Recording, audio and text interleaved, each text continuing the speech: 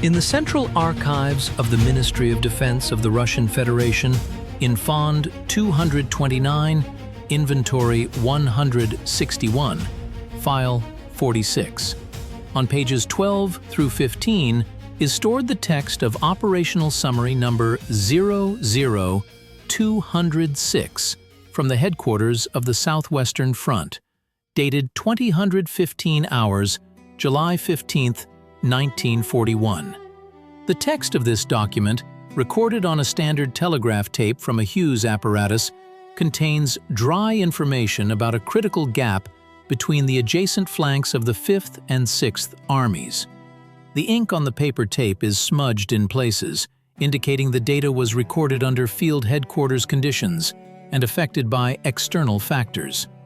The document states that as a result of the breakthrough by formations of the 1st German Tank Corps at the junction of the armies, an uncontrolled zone up to 65 kilometers wide had formed. This document essentially records the initial phase of a deep operational encirclement, which over the next 23 days led to the complete isolation of 2 large combined arms formations of the Workers' and Peasants' Red Army. At the time the summary was transmitted, the materiel and technical supply of the 6th Army was already 40% disrupted due to the loss of control over key railway hubs in the Berdichev area. Before proceeding to a detailed analysis of the archival documents, subscribe to the channel. This will aid the development of the project and the creation of new documentary chronicle research. The military economic potential of right bank Ukraine by mid-July 1941 was under the intense pressure of the offensive operations of Army Group South under the command of General Feldmarschall von Rundstedt. The main factor determining the mobilization and logistical capacity of the Soviet troops in this region was the throughput capacity of the southwestern and southern railways. The normative density of the railway network in the Kiev and Vinnytsia oblasts was about 25 kilometers of track per 1,000 square kilometers of territory. Before the start of hostilities, this allowed for the maneuvering of reserves at a rate of up to 24 echelons per day. However, by July 15th, as a result of systematic airstrikes by the 4th Air Fleet of the Luftwaffe under the command of General Oberst Lohr, the throughput capacity of the main lines on the Kazatin, Zhmarinka, and Berdichev-Shepetivka routes had decreased to 3 to 4 echelons per day. This led to the disruption of planned deliveries of material and technical supplies for the needs of the 6th Army under the command of Lieutenant General Muzychenko and the 12th Army under the command of Major General Ponedelin. The composition of the 6th Army for the indicated period included the 37th Rifle Corps, comprising the 80th, 139th, and 141st Rifle Divisions, as well as the 19th Rifle Corps and the remnants of the 4th and 15th Mechanized Corps. The authorized strength of the formations as of June 22nd was over 130,000 personnel. However, by mid-July, as a result of continuous defensive battles, the actual personnel strength had been reduced to 45% of the authorized strength. In the 12th Army, which included the 13th Rifle Corps, comprising the 44th, 58th, and 192nd Mountain Rifle Divisions, as well as the 99th and 173rd Rifle Divisions and the 16th Mechanized Corps, the situation with personnel was similar. The total strength of the two armies by July 20th was estimated by the headquarters of the Southwestern Front at 82,000 personnel.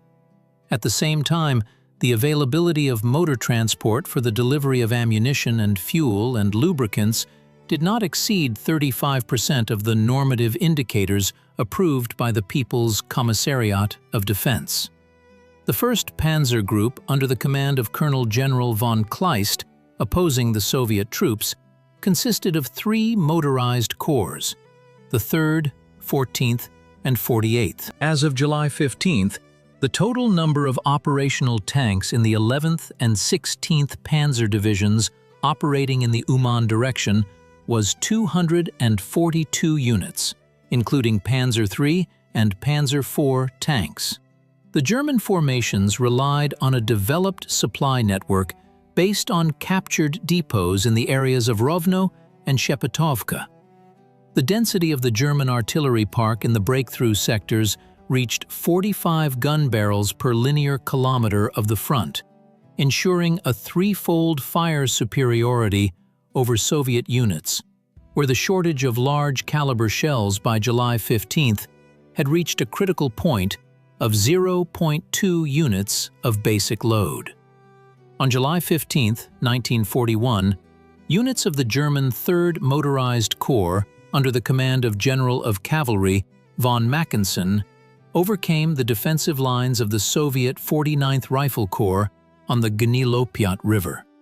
The 11th Panzer Division of the Wehrmacht, under the command of Major General Kruvel, stormed and captured the southern part of Berdichev, securing control over the highways leading south. Simultaneously, the headquarters of the Sixth Army lost landline communication with the headquarters of the Southwestern Front, located in Kiev. Attempts to establish radio communication via shortwave radio sets Type 5AK were unsuccessful due to high levels of radio interference and the destruction of the front's central communications hub. Units of the 139th Rifle Division attempted a counterattack against the flank of the advancing German grouping in the Krasnopolye area, but were halted by enemy accompanying artillery fire. On July 16th, the enemy's 6th Panzer Division began advancing from Kazatin towards Ruzhin. The goal of this maneuver was to cut off the retreat routes of the Soviet Sixth Army to the east beyond the Dnieper River. The commander of the 12th Army, Major General Ponedelin, ordered units of the 13th Rifle Corps to take up defensive positions on the Lipovets-Kopystrin line. However, due to the lack of aerial reconnaissance, the Soviet command failed to detect the advance of the enemy's 14th Motorized Corps, under the command of General of Infantry von Wietersheim, which was outflanking the positions of the 12th Army from the deep left flank. By the end of the day, a shortage of automobile gasoline in the 2nd Mechanized Corps, which was trying to maintain the junction between the 6th and 12th Armies, led to the forced stoppage of 24 BT-7 tanks, which were subsequently disabled by their own crews due to the impossibility of evacuation. On July 17th, the situation at the junction of the two armies deteriorated. The German 17th Army, under the command of General of Infantry von Stulpnagel, began a frontal push against Soviet units from the direction of Volochysk and Proskurov. The 99th Rifle Division, under the command of Colonel Dementiev, holding positions in the Lipovets area, came under a massive attack from the infantry units of the Wehrmacht's 49th Mountain Corps. The division's personnel losses over 12 hours of battle exceeded 30%. The combat log of the 12th Army recorded that the division's artillery regiments had expended their last high explosive shells of 122 mm caliber. The delivery of new ammunition from depots in Vinnitsa became impossible, as the forward detachments of the German 24th Infantry Division had cut the dirt road Vinnitsa-Orativ. On July 18th, the commander-in-chief of the southwestern direction troops, Marshal Budyonny, sent dispatch number 0038 to the Stavka of the Supreme High Command in Moscow. The document indicated the necessity of immediately withdrawing the 6th and 12th Armies to the line of Bila Tserkva, Tetiv, Kitai-Horod, to prevent their encirclement. The response from Moscow, signed by the Chief of the General Staff, Army General Zhukov, demanded that the occupied areas be held and the enemy breakthrough eliminated using front reserves.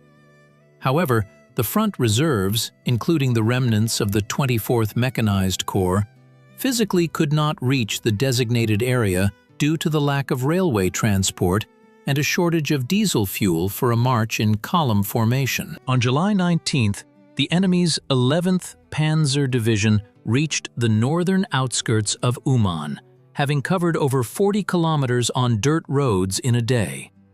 Simultaneously, the 16th Panzer Division of the Wehrmacht, under the command of Major General Hube, captured the station at Kristinivka, which was the central distribution supply base for the Sixth Army. The loss of Kristinivka deprived the Soviet troops of the ability to receive food and medicine through centralized channels. The headquarters of the Sixth Army was forced to switch to supply using local resources, which reduced the caloric content of the daily rations for personnel to 40% of the established norm. The defensive positions of the 37th Rifle Corps on the Saab River were breached in 3 places, and its units began an uncontrolled retreat in a southeastern direction.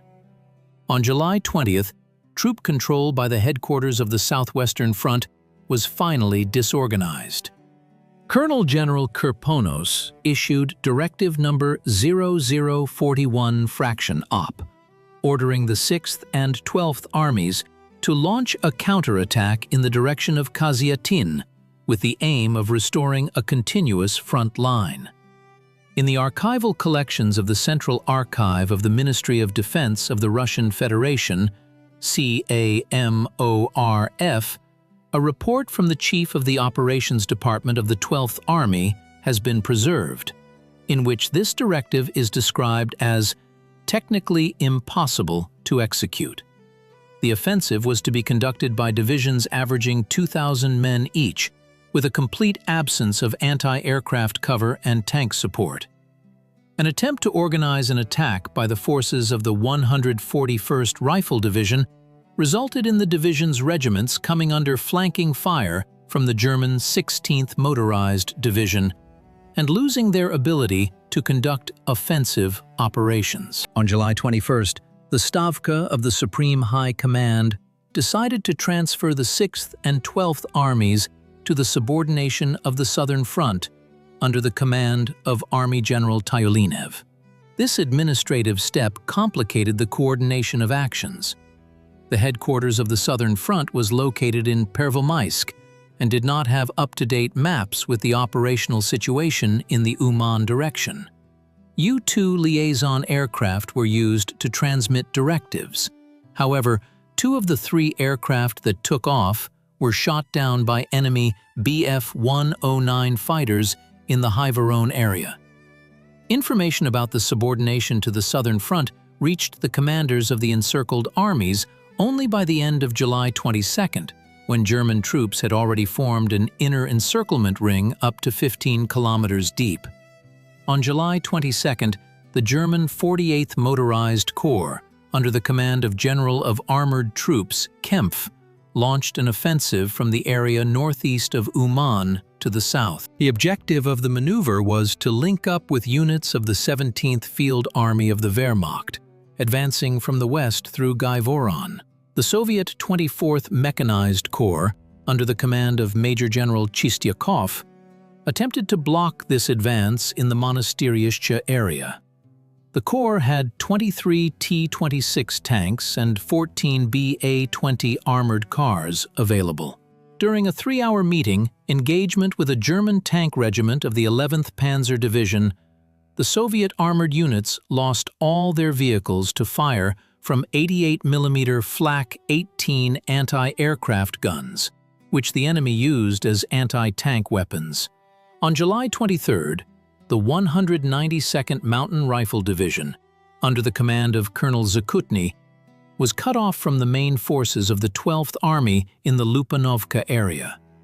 The division commander decided to break out in small groups in a southern direction through forested areas. During the breakout, the materiel of the division's artillery regiment, including 12 152mm howitzers, was blown up due to the impossibility of transporting it across the swampy floodplain of the Sinitsa River. The supply of fuel and lubricants in the 16th Mechanized Corps fell to 5/100ths of a refueling unit, making the maneuvering of wheeled vehicles impossible. On July 24th, prolonged rains began in the Uman area, leading to a sharp decrease in the passability of dirt roads.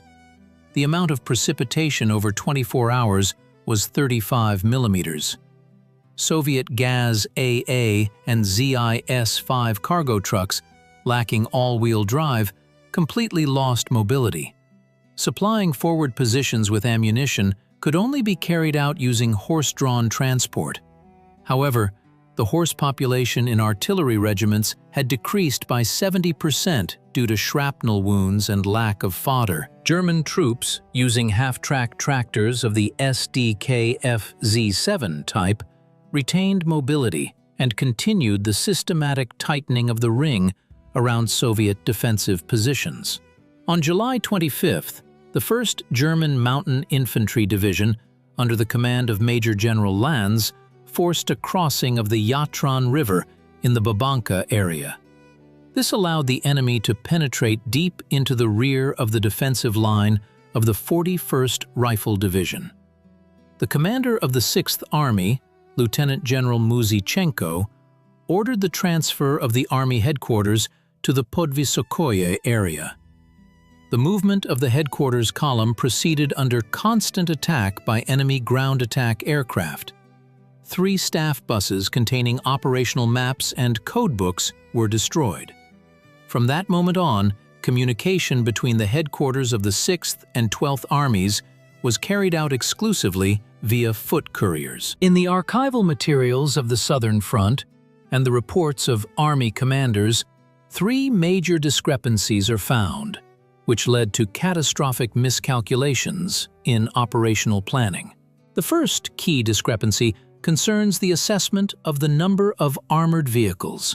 Operational Report number 0014 from the Southern Front headquarters, dated July 24th, stated that the 16th Mechanized Corps of the 12th Army retained combat capability and had 45 serviceable tanks.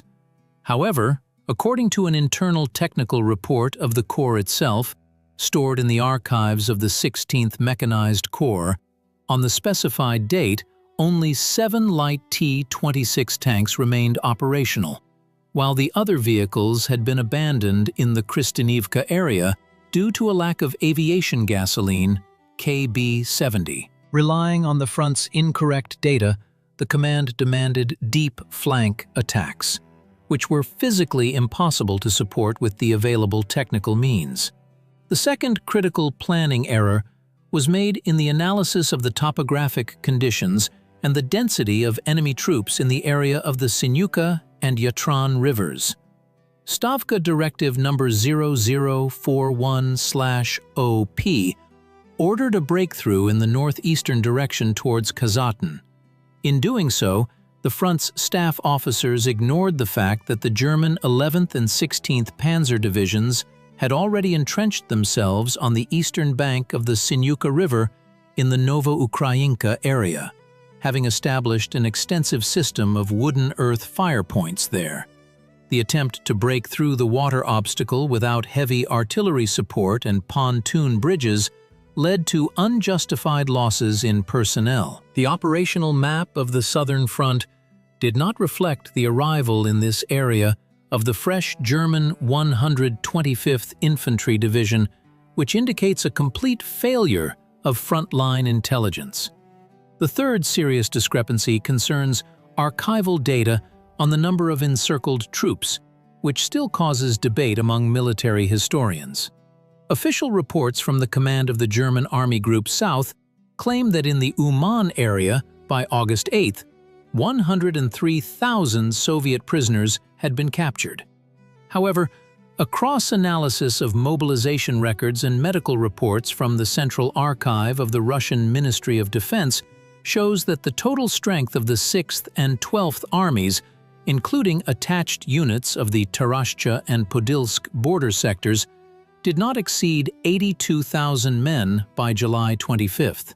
The discrepancy of more than 20,000 people is explained by the fact that the German side included in the number of prisoners all male civilian population of mobilization age interned from adjacent settlements, as well as rear construction battalions, which were not part of the combat composition of the armies. On July 26th, Major General Ponedelin assumed overall command of the Combined Army Group, designated in documents as Group Ponedelin.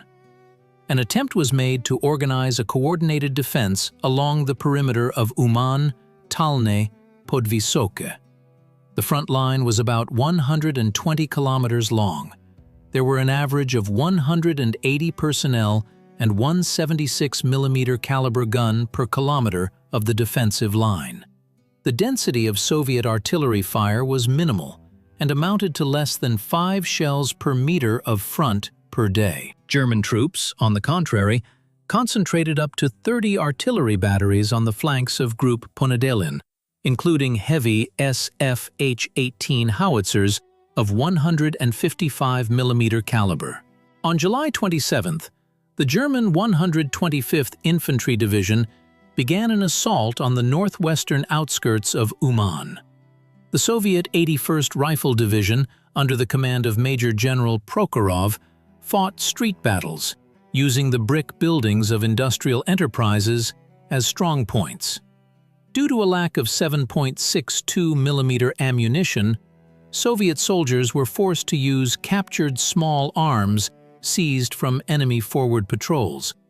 By 1700 hours, Uman was completely occupied by German troops, and the remnants of the 81st Division retreated south towards the Zelenaya Brama forest. On July 28th, the ring of tactical encirclement closed in the Novoukrainka area.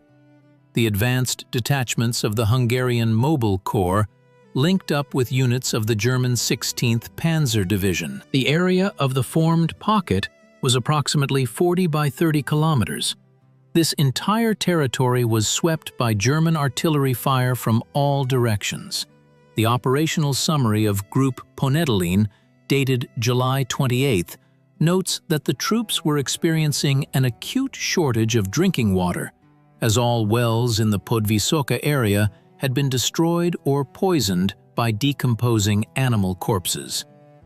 July 29th, Soviet troops attempted to break through in an eastern direction via the positions of the German 1st Mountain Division. The remnants of the 2nd Mechanized Corps, under the command of Lieutenant General Kostenko, spearheaded the attack. The group had 6 T-34 tanks at its disposal. The attack began at 4 in the morning without artillery preparation. The Soviet fighters managed to capture the enemy's first line of trenches and advance up to 3 kilometers deep. However, by 11 o'clock, the German command had moved a reserve anti-tank battalion into the breakthrough area, which destroyed all Soviet tanks with direct fire. The breakthrough was contained. July 30th. The territory of the pocket had shrunk to an area of 20 by 20 kilometers. The village of Podvysokoye and the Zelenaya Brama forest, covering an area of about 1,000 hectares, became the center of the defense. The forest provided natural protection from aerial observation, but the high density of troops there made any enemy artillery barrage highly effective. The war diary of the German 4th Army Corps records that over 10,000 shells of all calibers were fired at the Zelenaya Brama area on July 30th. July 31st, Lieutenant General Muzychenko was seriously wounded during a mortar attack on the command post of the Sixth Army.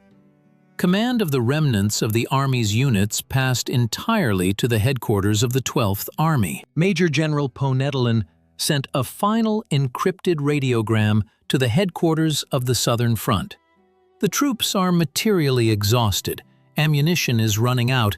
We will break through to the south via Ternovka.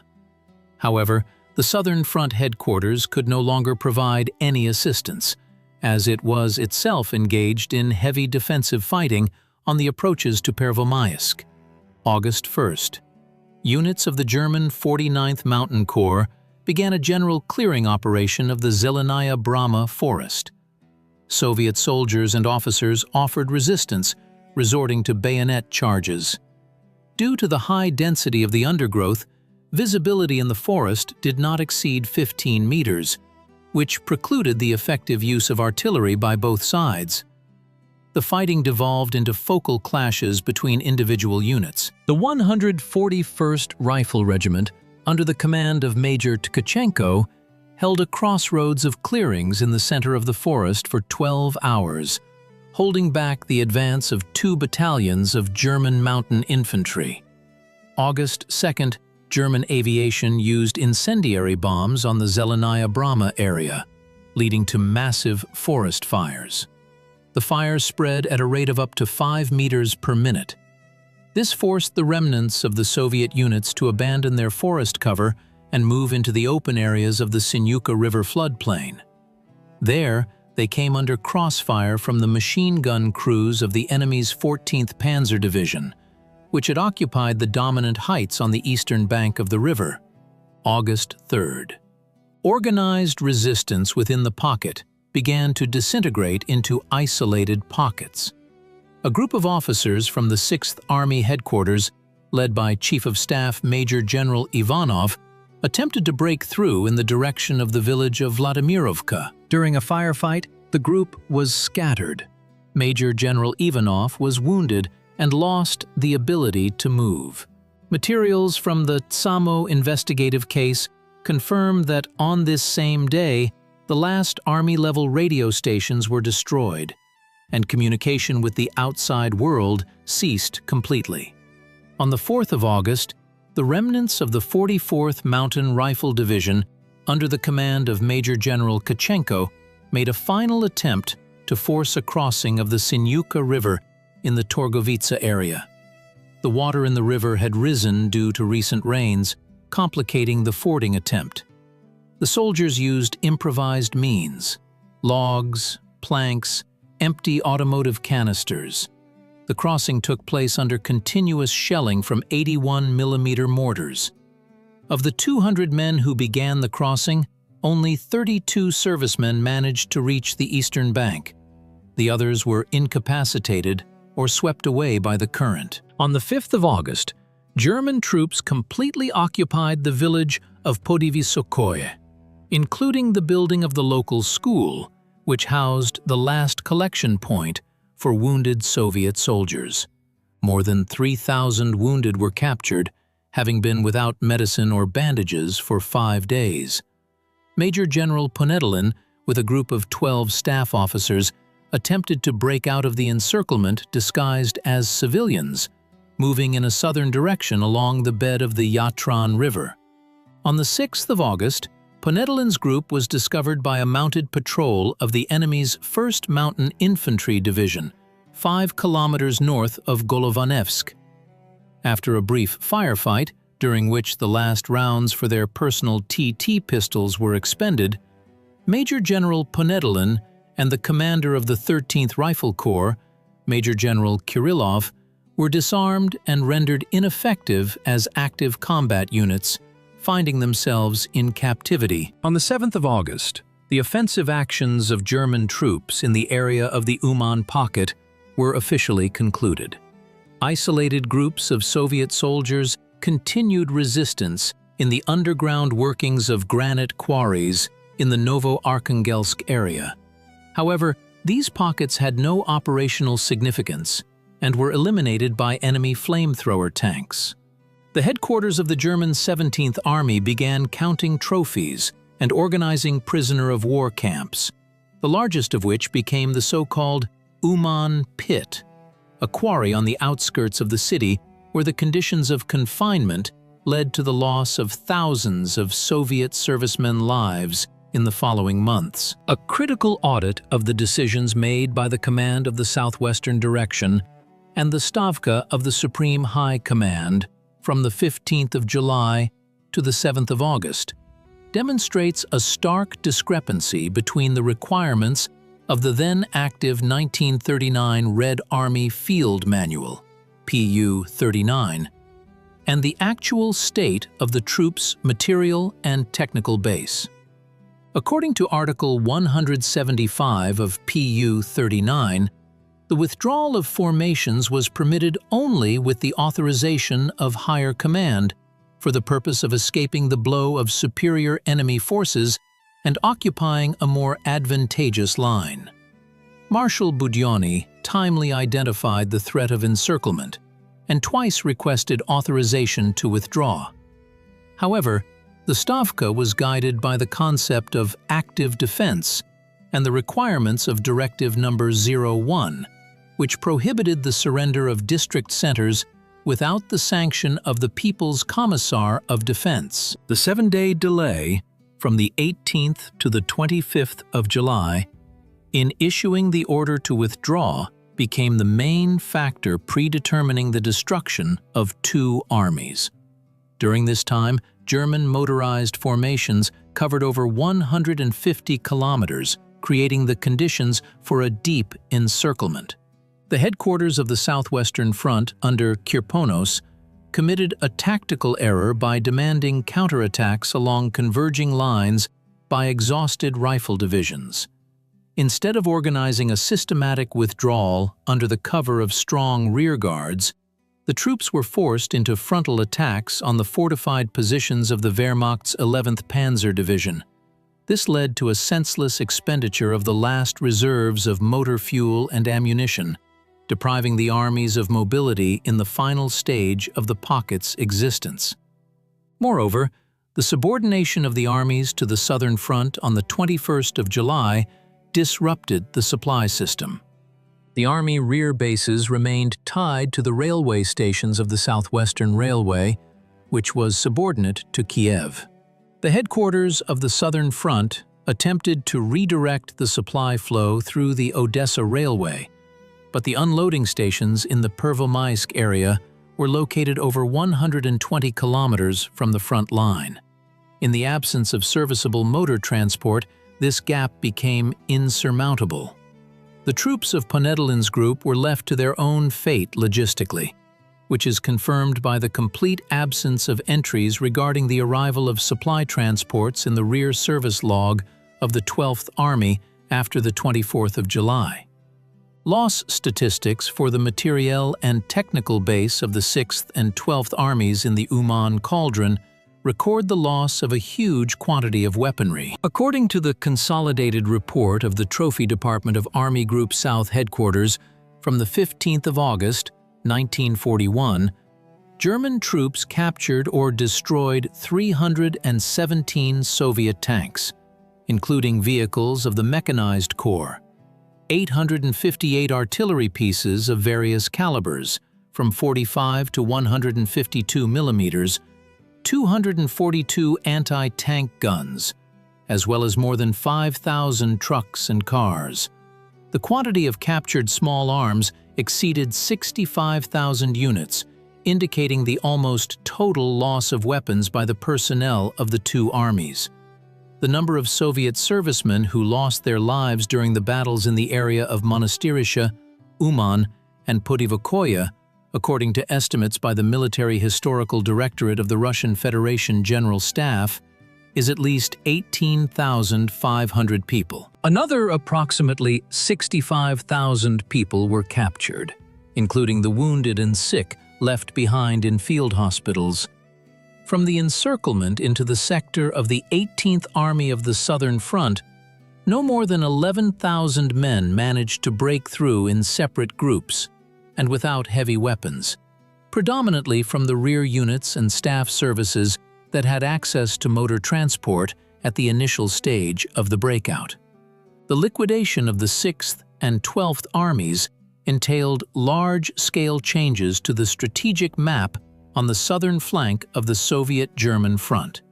The Soviet defense line shifted 200 to 250 kilometers to the east. The right flank of the southern front was completely exposed, which forced Army General Tulenev to begin a hasty retreat to the Ingul River and Nikolaev, abandoning the large industrial areas of Kirovograd and Krivoy Rog without a fight. The loss of control over the Uman Road junction allowed Kleist's German 1st Panzer Group to unimpededly deploy its formations to the east and begin an offensive into the Dnieper Bend, creating the preconditions for an even larger encirclement of Soviet troops in the Kiev area in September of 1941. The tragedy near Uman demonstrated that rigid administration and disregard for the laws of frontline logistics under the conditions of maneuver warfare lead to the complete loss of combat effectiveness of large troop formations in a minimal amount of time.